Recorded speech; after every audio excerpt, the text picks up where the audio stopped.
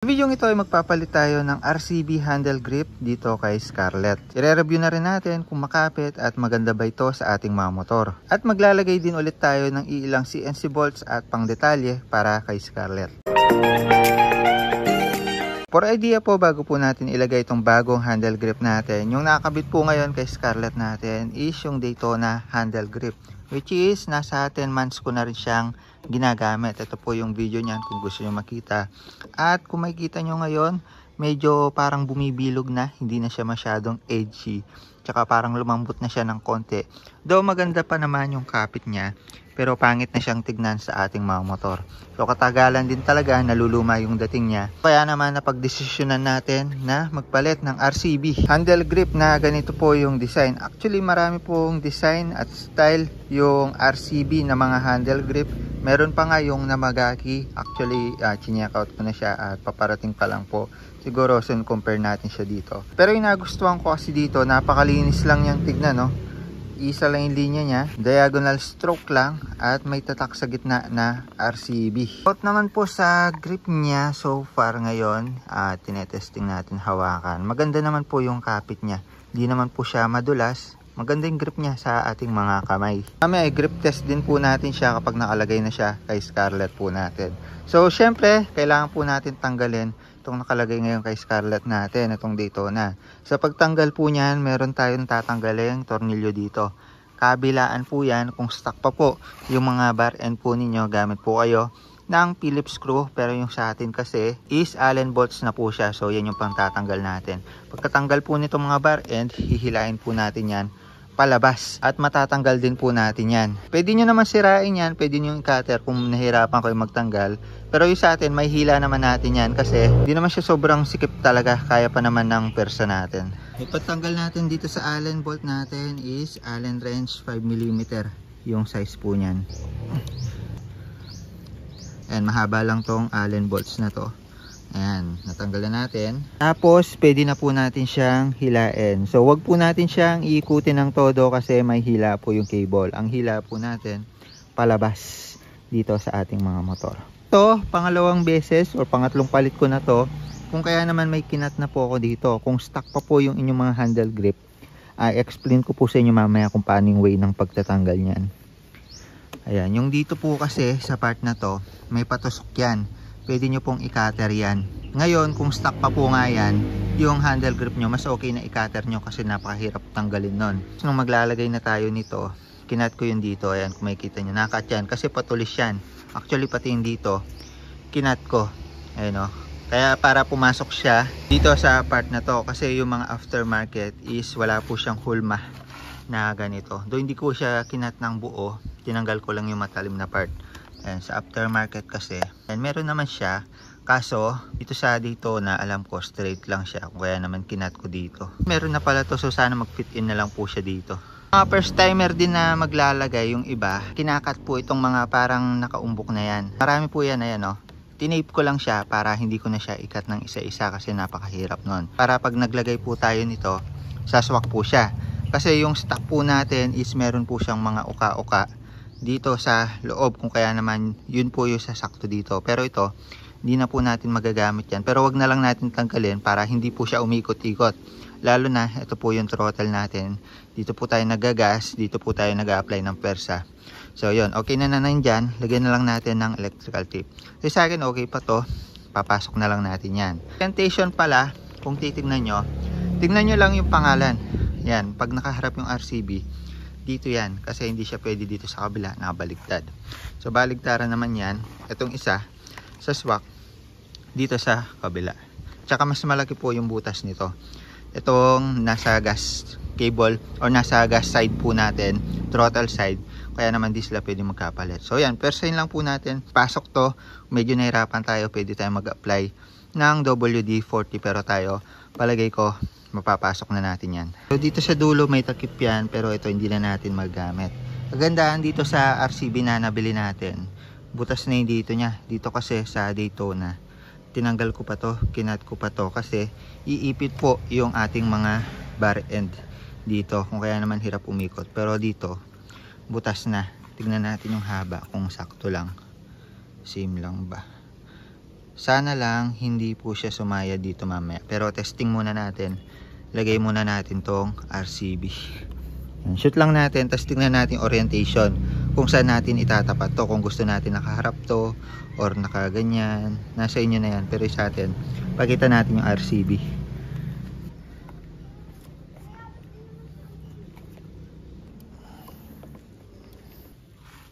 Nagkaroon tayo ng problema. Kung makikita nyo, yumuyupi po siya pabaligtad. So dahil hindi pa sapat yung parang groups niya dito para dito sa nakaumbok na part, kung kaya naman nilalabanan niya.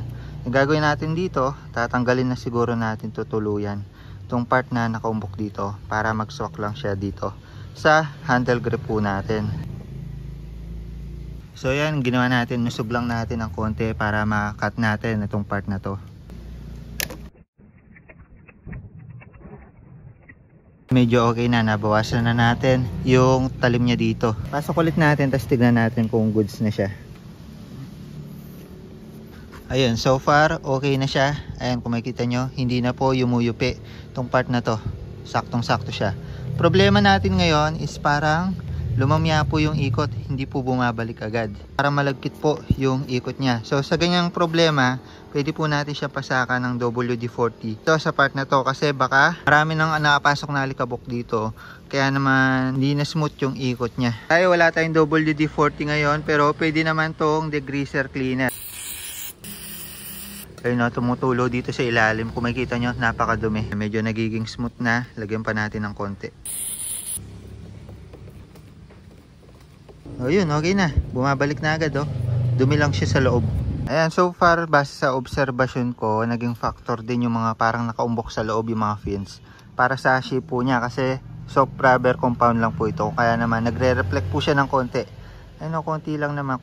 Kaya naman, kung gusto nyo nang mas smooth siya tignan, hindi nyo tanggalin yung nasa loob. Pero sa atin, goods lang naman. Hindi naman siya masyadong halata. Pero hindi to, wala tayong problema kasi straight lang po siya na bakal.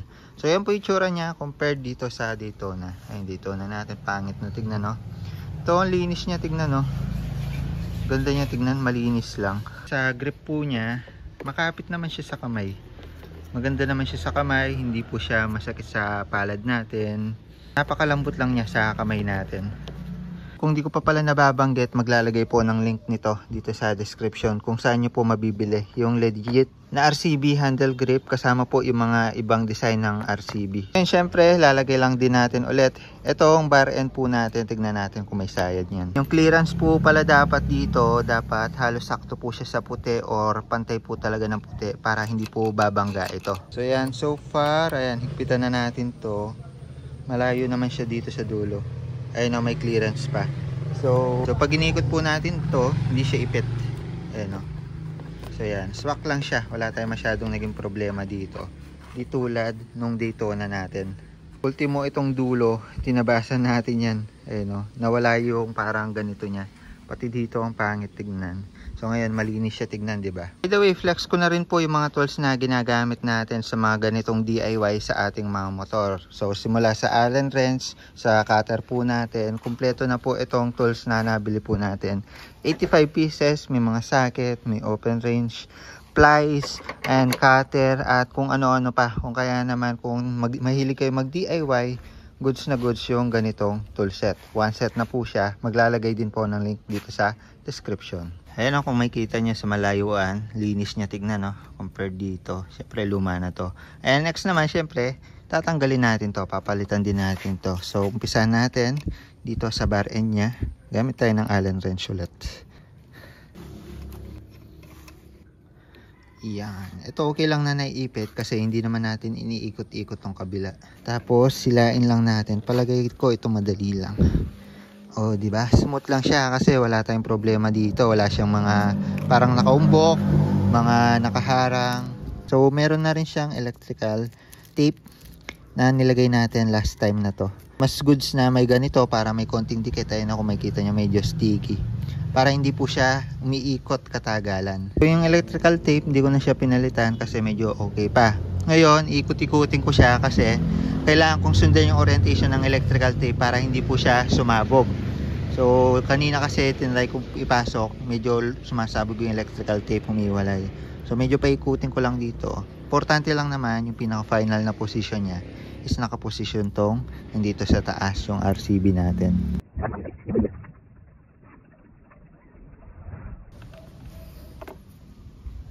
Iyon, sakto lang. So medyo may pasobra siya dito, pero okay lang siya na maipit nito ang ating bar end kasi hindi naman to umiikot. Palagay ko sakto lang naman. Ayun, sakto lang naman. Ayan, lagay lang natin to. Iyon, all goods na. All goods na. Kung makikita nyo naman, napakaganda niya tingnan. Malinis lang. So yun yung masasabi ko dito, malinis lang. About naman sa grip, sakto lang sa kamay natin. Malambot, hindi naman po siya nakakairita hawakan. At dito sa throttle, goods lang na may ikot natin. Hindi naman po siya malamya. At maganda naman yung kapit niya. So yun, bigyan ko na lang kayo ng montage nito.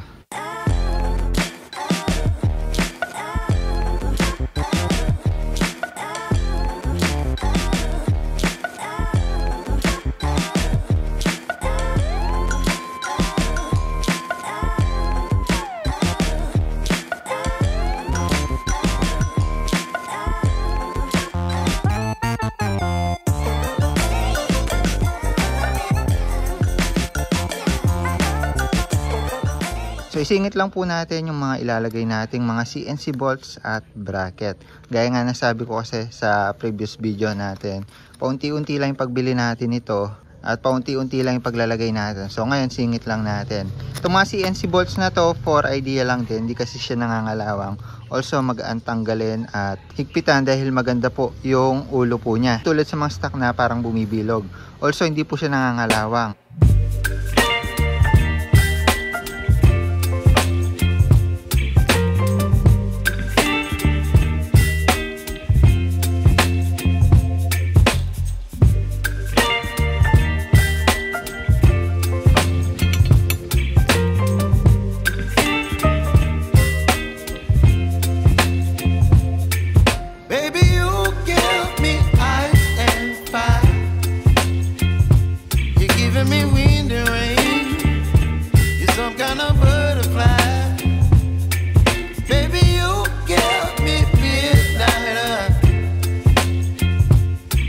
My appetite, don't leave me here high and dry.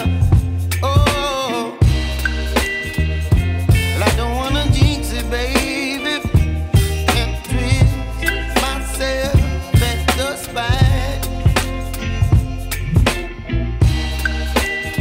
Don't wanna overthink it, baby. It's just twist your body and mine.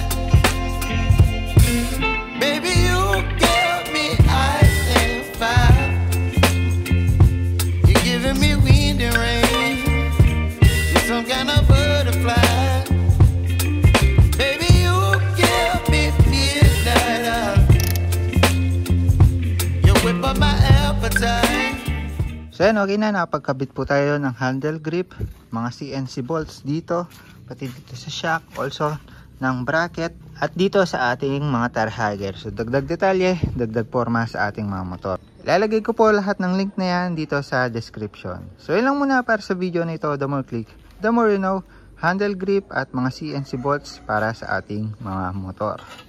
Bye bye!